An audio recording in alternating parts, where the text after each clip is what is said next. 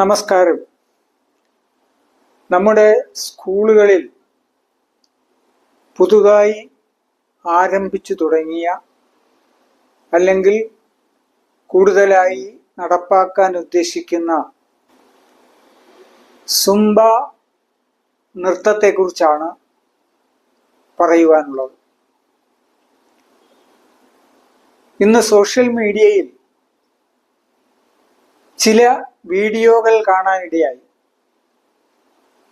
നമ്മുടെ സ്കൂളുകളിൽ പലയിടത്തും സുംബ നൃത്തം നടക്കുന്നതിൻ്റെ ദൃശ്യങ്ങളായിരുന്നു അവ.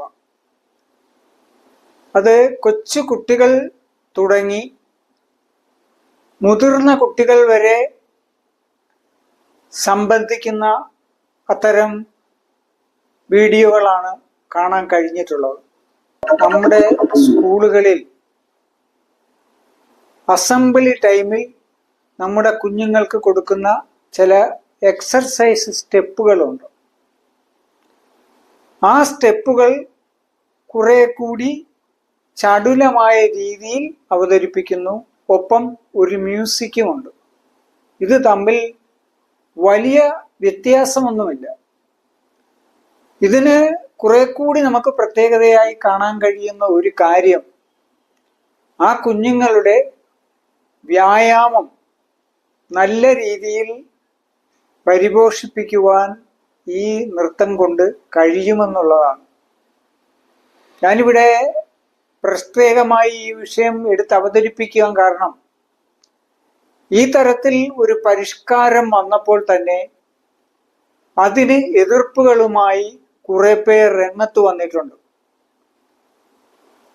പ്രധാനമായും സമസ്തയുടെ ചില പണ്ഡിതന്മാർ, അബ്ദുസമദ് പൂക്കോട്ടൂർ, അതുപോലെ തന്നെ ഒരു TK സമദ് തുടങ്ങി കുറെ അധികം ആളുകൾ ഇതിന് എതിരഭിപ്രായവുമായി രംഗത്ത് വന്നിട്ടുണ്ട്. എന്നാൽ അതിനെ അനുകൂലിച്ചും ധാരാളം ആളുകൾ രംഗത്ത് വന്നു. DYFIയുടെ നേതാവ് വാസിഫ്, അതുപോലെ തന്നെ PP സുഹറ തുടങ്ങിയിട്ടുള്ള ആളുകൾ. നമ്മൾ ഒരു കാര്യം ചിന്തിക്കണം. നമ്മൾ ആർട്ടിഫിഷ്യൽ ഇന്റലിജൻസിന്റെ കാലത്താണ് ജീവിക്കുന്നത്. നമ്മളെക്കാൾ ഉപരി നമ്മളുടെ കുഞ്ഞുങ്ങൾ അതിൻ്റെ അറിവുകളൊക്കെ സോഷ്യൽ മീഡിയയിൽ നിന്ന് അന്നന്ന് കണ്ടും കേട്ടും മനസ്സിലാക്കിയും അതിൽ അവർക്ക് അനുകരിക്കാവുന്നതിനെല്ലാം അനുകരിച്ചു കൊണ്ടുപോകുന്ന ഒരു കാലഘട്ടമാണിത്. ഇവിടെ ആ കാലത്തെയും ഈ ലോകത്തിൻ്റെ മാറ്റത്തെയും മനസ്സിലാക്കാതെ എന്ത് കണ്ടാലും കേറി അതിനെതിരെ പ്രതികരിക്കുന്ന ഒരു രീതി വളരെ വളരെ വ്യാപകമായിരിക്കുന്നു. പ്രത്യേകിച്ച് നമ്മുടെ ഭരണകർത്താക്കൾ ഈ തരത്തിലുള്ള പ്രതികരണങ്ങളെ 10 വോട്ടിനു വേണ്ടി അപ്പോൾ തന്നെ കാര്യമായി എടുക്കുകയും ഒന്നുകിൽ ആ നടപ്പാക്കാൻ ഉദ്ദേശിക്കുന്ന പദ്ധതി അവിടെ ഇട്ടിട്ട് ഓടിപ്പോവുകയും ചെയ്യുന്ന ഒരു രീതിയാണ് കാണുന്നത്. എത്ര ലജ്ജാവഹമായ ഒരു കാര്യമാണ്. ഇതിനേക്കാൾ എത്രയോ നല്ലതാണ് ഇതൊന്നും നടപ്പാക്കാതെ ഈ ലോകത്ത് നടക്കുന്ന ഈ മാറ്റങ്ങളൊന്നും കണ്ടില്ല കേട്ടില്ല എന്ന് പറഞ്ഞങ്ങിരിക്കുന്നത്. ഇപ്പൊ കാണുകയും കേൾക്കുകയും ലോകത്ത് നടക്കുന്ന ഇത്തരം നല്ല കാര്യങ്ങൾ നമ്മുടെ കുഞ്ഞുങ്ങൾക്ക് ഉണ്ടാകണം എന്ന് ആഗ്രഹിക്കുകയും ചെയ്തിട്ട് അത് നടപ്പാക്കാൻ തുനിഞ്ഞ് അത് നടപ്പിലാക്കി മുന്നോട്ട് കൊണ്ടുപോകുവാനുള്ള ഇച്ഛാശക്തി ഇല്ലാതെ നിർത്തിപ്പോവുക. അതിന് കാണുന്നത് കുറെ രാഷ്ട്രീയമായ കാര്യങ്ങളാണ്. പ്രത്യേകിച്ച് ഇസ്ലാം മത പണ്ഡിതന്മാരും ക്രിസ്തീയ സഭകളിലെ ഈ പുരോഹിതന്മാരുമൊക്കെയാണ് ഇത്തരം കാര്യങ്ങളിൽ കയറി മതത്തിൻ്റെയും ആചാരങ്ങളുടെയും പേരിൽ ഇടപെടൽ നടത്തുന്നത്. ഇത് ഒഴിവാക്കേണ്ട കാര്യമാണ്. ഇപ്പോൾ ഇതിനിടയിൽ തന്നെ ഈ കുട്ടികളുടെ ഏകീകൃത യൂണിഫോം സംബന്ധിച്ചുള്ള പ്രശ്നങ്ങളുണ്ടായി. അതും എങ്ങുമെങ്ങും എത്താതെ പാതി വഴിയിൽ നിർത്തേണ്ട ഒരവസ്ഥ വന്നു. കുറെ സ്കൂളുകൾ അത് നടപ്പാക്കി. അത് ആ സ്കൂൾ അധികൃതരുടെ ഇച്ഛാശക്തി കൊണ്ടും അവരുടെ ശക്തമായ നിലപാടുകൊണ്ടുമാണ് അത് നടപ്പിലായത്. അവിടെയും ഒരു അഴകുഴമ്പൻ നിലപാടാണ് നമ്മുടെ ഭരണകർത്താക്കളിൽ നിന്നും ഉണ്ടായത്. അതുപോലെ എന്തെല്ലാം കാര്യങ്ങൾ, കാലികമായ എന്തെല്ലാം വിഷയങ്ങൾ, എന്തെല്ലാം പരിഷ്കാരങ്ങൾ നമ്മുടെ നാട്ടിൽ നടപ്പാകുന്നു. പലയിടത്തും ഇതൊക്കെ നടപ്പാക്കുക തന്നെയാണ് ചെയ്യുന്നത്. അതില് പ്രാദേശികമായ കൂട്ടായ്മകളുടെയോ അല്ലെങ്കിൽ അതത് സ്കൂളുകളുടെയോ മാനേജ്മെന്റിന്റെ ഇച്ഛാശക്തി കൊണ്ടാണ് അത് നടപ്പാകുന്നത്. ഇന്ന് തന്നെ ഒരു വീഡിയോ കാണാൻ എനിക്ക് സാധിച്ചു. ഒരു ക്ലാസ് മുറിയിൽ ഒരു അധ്യാപകൻ നല്ല ഭംഗിയിൽ, നല്ല താളത്തിൽ ഒരു സിനിമാ പാട്ട് പാടിക്കൊടുക്കുന്നു. ആ സിനിമാ പാട്ട് കുട്ടികൾ ഒരേ സ്വരത്തിൽ, ഒരേ താളത്തിൽ, ഒരേ പിച്ചിൽ അവർ പാടുന്ന ഒരു കാഴ്ച. എനിക്ക് തോന്നുന്നു അതൊരു മുസ്ലിം സ്കൂളാണ്. മുസ്ലിം സ്കൂൾ എന്ന് പറഞ്ഞു കഴിഞ്ഞാൽ മിക്സഡ് ആയിട്ട് എല്ലാ മത വിഭാഗങ്ങളിലും പെട്ട കുട്ടികൾ പഠിക്കുന്ന സ്കൂൾ അല്ലത്. അപ്പോൾ ഏതെങ്കിലും അറബി കോളേജിനോടോ അല്ലെങ്കിലുള്ള യത്തീംഖാനയോടോ ഒക്കെ ചേർന്നുകൊണ്ടിട്ടുള്ള അവിടെയുള്ള കുട്ടികൾക്ക് മാത്രം പഠിക്കാനുള്ള ഒരു സ്ഥാപനമായിട്ടാണ് എനിക്കത് കണ്ടപ്പോൾ മനസ്സിലായത്. കാരണം അവിടെയുള്ള കുട്ടികളെല്ലാം ഒരേ യൂണിഫോമിലാണ്. യൂണിഫോമിൽ എന്ന് പറഞ്ഞു കഴിഞ്ഞാൽ പെൺകുട്ടികളെല്ലാം തന്നെ ഈ മക്കനെയൊക്കെ ഇട്ട്, അതുപോലെ തന്നെ അവരുടെ അവയവങ്ങളൊക്കെ ഇസ്ലാമികമായി മറച്ചുകൊണ്ടുള്ള ഒരു വേഷവിധാനം. അതൊരു ഇതര സമുദായത്തിൽപ്പെട്ട കുട്ടികൾ കൂടി ഉൾക്കൊള്ളുന്ന ഒരു സ്കൂളാണെങ്കിൽ ഒരിക്കലും ആ തരത്തിലൊരു വേഷവിധാനം യൂണിഫോമിലി ക്ലാസ് മുറി മുഴുവനായി നമുക്ക് കാണാൻ പറ്റില്ല. ഇത് എല്ലാ കുട്ടികളും ഒരേ വേഷത്തിൽ, പക്ഷെ അവർ പാടുന്നത് വളരെ ആധുനികമായ, വളരെ പരിഷ്കൃതമായ പാട്ടാണ് ആ അധ്യാപകനിൽ നിന്നും ഏറ്റുപാടുന്നത്. അതൊക്കെ തന്നെയാണ്. എത്ര മനോഹരമാണ് ആ കാഴ്ച കാണാൻ. ആ വീഡിയോ കണ്ടിട്ട് പോലും നിർവൃതി കൊള്ളുന്ന ഒരു മാനസികാവസ്ഥയാണ് എനിക്ക് തോന്നിയത്. അപ്പോൾ ഈ തരത്തിലുള്ള കാര്യങ്ങളെ പ്രോത്സാഹിപ്പിക്കുകയും ഇതെല്ലാം നമ്മുടെ കുഞ്ഞുങ്ങൾ കാണുകയും കേൾക്കുകയും അവര് ഒറ്റയ്ക്കൊറ്റയ്ക്ക് എന്താ പറയുക, ഇതിനെയൊക്കെ അനുകരിക്കുകയും ചെയ്യുന്നുണ്ട്.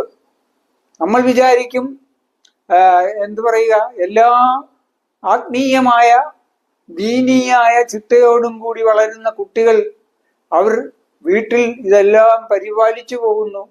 സ്കൂളിൽ വരുമ്പോൾ മാത്രമാണ് ഈ മാതിരിയുള്ള പുതിയ പരിഷ്കാരങ്ങൾ അവർക്ക് കാണേണ്ടി വരുന്നതെന്നാണ് ഈ മതപണ്ഡിതന്മാർ ചിന്തിക്കുന്നത്. അല്ല, വീട്ടിൽ ചെന്ന് കഴിഞ്ഞാൽ അവർ ഈ വേഷവിധാനങ്ങളൊക്കെ ഊരിയെറിഞ്ഞ് പിന്നെ അവരുടെ ലോകത്താണ് അവർ ജീവിക്കുന്നത്. ആ മാതാപിതാക്കൾക്ക് അത് അനുവദിച്ചു കൊടുക്കുകയേ തരമുള്ളൂ. ഇനി അത് ഇഷ്ടപ്പെടാത്ത മാതാപിതാക്കളാണെങ്കിൽ തന്നെ. അതല്ല, ഒരു പരിഷ്കൃത പുരോഗമന ചിന്താഗതിയുള്ള മാതാപിതാക്കളാണെങ്കിൽ അവരതിനെ സപ്പോർട്ട് ചെയ്യും. അല്ലാതുള്ളവർ സപ്പോർട്ട് ചെയ്തില്ലെങ്കിലും ആ കുഞ്ഞുങ്ങളുടെ ഇഷ്ടത്തിനൊത്ത് അവരും മാറേണ്ട ഒരു സാഹചര്യം ഉണ്ടാവും. ഇതിനെയൊക്കെ എതിർത്ത് വർത്തമാനം പറയുന്നവരുടെ കൂട്ടത്തിൽ ചെറുപ്പക്കാരുമുണ്ട്. അവരുടെയൊക്കെ ഭാര്യമാരോ അല്ലെങ്കിൽ വീട്ടിലുള്ള സ്ത്രീകളോ ഒക്കെ തന്നെ വളരെ പരിഷ്കൃതവരായിരിക്കും. അപ്പോൾ ഇതൊക്കെ സമൂഹത്തിന്റെ മുന്നിൽ ഒരു ഷോ കാണിക്കാൻ വേണ്ടി പറയുന്നു എന്നതിനപ്പുറം എന്തെങ്കിലും പൊരുളുണ്ടോ എന്ന് എനിക്ക് സംശയമാണ്. ചിലരൊക്കെ ഉണ്ട് ഇത് മുറുകെ പിടിക്കുന്ന ആളുകൾ. ഇപ്പോൾ അബ്ദുസ്സമദ് പൂക്കോട്ടൂരിനെ പോലെയൊക്കെയുള്ള ആളുകൾ സമസ്തയുടെ എല്ലാ ചിട്ടവട്ടങ്ങളിലും തുടക്കം മുതലേ ഇടപെടുകയും അത് അനുവർത്തിക്കുവാൻ വേണ്ടിയിട്ട് വളരെ ദൂരം മുന്നോട്ട് പോവുകയും ഒക്കെ ചെയ്യുന്ന ഒരാളാണ് അദ്ദേഹം. അപ്പൊ അദ്ദേഹത്തോട് പോലും എനിക്ക് പറയുവാനുള്ളത്, ഇത് കാലത്തിന്റെ മാറ്റം ഉൾക്കൊള്ളണം. നമ്മുടെ ഇസ്ലാം പിറന്ന അറബി മണ്ണിൽ പോലും, അറബി നാടുകളിൽ പോലും ഈ തരത്തിലുള്ള പരിഷ്കൃതമായ കാര്യങ്ങൾ അവിടുത്തെ സ്കൂളുകളിൽ അവർ നടപ്പാക്കി മുന്നോട്ട് പോകുന്നുണ്ട്. നമ്മളാരും സ്വപ്നത്തിൽ പോലും വിചാരിക്കാത്ത കാര്യങ്ങളാണ് അതൊക്കെ. അത്രത്തോളം മനുഷ്യൻ കാലത്തിനൊത്ത് പുരോഗമിച്ചു കൊണ്ടിരിക്കുകയാണ്.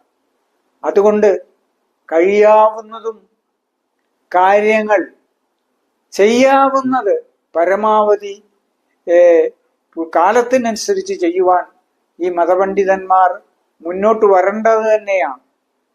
വളരെ നാളുകൾക്ക് മുമ്പ് ഈ സമസ്തയുടെ തന്നെ ഒരു അവാർഡ് ദാന ചടങ്ങിൽ ഒരു 10ാം ക്ലാസ്സിൽ പഠിക്കുന്ന പെൺകുട്ടി സ്റ്റേജിലേക്ക് കടന്നു ചെന്നതിനെ ഒരു മതപണ്ഡിതൻ എതിർത്ത ഒരു സംഭവം ഉണ്ടായി. അത് നാട് മുഴുവനും അത് ചർച്ചയായ ഒരു സംഭവമാണ്. അതുപോലെയാണ് ഇതൊക്കെ തന്നെ. ഇപ്പോൾ കഴിഞ്ഞ ദിവസം ഈ അബ്ദുസ്സമദ് പൂക്കോട്ടൂർ പറഞ്ഞത് ആൺകുട്ടികളും പെൺകുട്ടികളും കൂടി ഇടകലർന്നുകൊണ്ടുള്ള ഒരു നൃത്തരൂപമാണ് ഈ സുംബെ നൃത്തം എന്ന് അദ്ദേഹം പറയുകയുണ്ടായി. ആൺകുട്ടികളും പെൺകുട്ടികളും ഇടകലർന്നുകൊണ്ടേ ഈ നൃത്തം ചെയ്യാവൂ എന്ന് അതിനകത്ത് എവിടെയും നിഷ്കർഷിക്കുന്നില്ല. ഒരു ഭാഗത്ത് ആൺകുട്ടികളും ഒരു ഭാഗത്ത് പെൺകുട്ടികളും കൂട്ടായി നിന്നുകൊണ്ട് ചെയ്യാവുന്ന കാര്യമേ ഉള്ളൂ. അതുപോലെ തന്നെ അതിൻ്റെ വേഷവിധാനത്തെക്കുറിച്ചും പ്രത്യേകിച്ചൊരു നിഷ്കർഷതയുമില്ല. അത് അവരവർക്ക് അനുവദിക്കാവുന്ന അല്ലെങ്കിൽ അവരവർ തിരഞ്ഞെടുക്കുന്ന വേഷവിധാനത്തോടു കൂടിയാകാം. ഇതിൻ്റെ പ്രാധാന്യം ഞാൻ മനസ്സിലാക്കുന്നത് ആ വ്യായാമക്രിയകൾ, ആ നൃത്തത്തിലൂടെ നേടുന്ന ആ വ്യായാമ രീതികൾ, അതാണ് പ്രധാനം. നമ്മുടെ യോഗയെയൊക്കെ പോലെ അതാണ് അതിൻ്റെ ഏറ്റവും പ്രധാനമായിട്ടുള്ള കാര്യം. അപ്പോൾ അത് കുഞ്ഞുങ്ങളുടെ ആരോഗ്യത്തിനും മാനസികമായ വളർച്ചയ്ക്കും എല്ലാം തന്നെ ഉപകാരപ്പെടുന്ന കാര്യമാണെന്ന് സമൂഹം മനസ്സിലാക്കണം. രക്ഷകർത്താക്കൾ മനസ്സിലാക്കണം. അവരെ അതിൽ പ്രോത്സാഹിപ്പിക്കണം എന്ന് മാത്രമാണ് എനിക്ക് നിങ്ങളോട് പറയുവാനുള്ളത്. നമ്മുടെ ഭരണാധികാരികൾ കുറെ കൂടി ഗൗരവമായി ഇതിനെയൊക്കെ കാണുകയും നിങ്ങൾ കൊണ്ടുവരുന്ന പരിഷ്കാരങ്ങൾ അത് എല്ലാവർക്കും ഉൾക്കൊള്ളാൻ കഴിയുന്ന തരത്തിലുള്ളതായിത്തീരണമെന്നും അങ്ങനെ കൊണ്ടുവരുന്ന പരിഷ്കാരത്തെ ദുഷ്ടലാക്കോടുകൂടി തുടക്കത്തിലെ കയറി എതിർക്കുന്ന ഒരു രീതിയെ ഒരിക്കലും അംഗീകരിച്ചു കൊടുക്കരുതെന്നും അതിന് എത്ര വലിയ സമുദായ പ്രമാണിയായാലും അത് അംഗീകരിക്കരുതെന്നും അതിൻ്റെ പേരിൽ 10 വോട്ട് കിട്ടാനുള്ള സാധ്യതയുണ്ടെങ്കിൽ അത് ഉപേക്ഷിക്കേണ്ടി വന്നാൽ ഉപേക്ഷിക്കണമെന്നും മാത്രമാണ് എനിക്ക് നിങ്ങളോട് പറയുവാനുള്ളത്.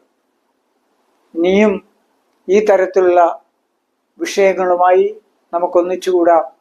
ഞാൻ ഈ വീഡിയോ ഇവിടെ അവസാനിപ്പിക്കുകയാണ്. എൻ്റെ ഈ ചാനൽ സബ്സ്ക്രൈബ് ചെയ്തിട്ടില്ലാത്ത പ്രിയപ്പെട്ടവർ ഇത് സബ്സ്ക്രൈബ് ചെയ്യണമെന്നും ഈ ചാനലിൻ്റെ മുന്നോട്ടുള്ള നീക്കത്തെ പ്രോത്സാഹിപ്പിക്കണമെന്നും വിനീതമായി അഭ്യർത്ഥിച്ചുകൊണ്ട് ഞാൻ അവസാനിപ്പിക്കുന്നു. നമസ്കാരം.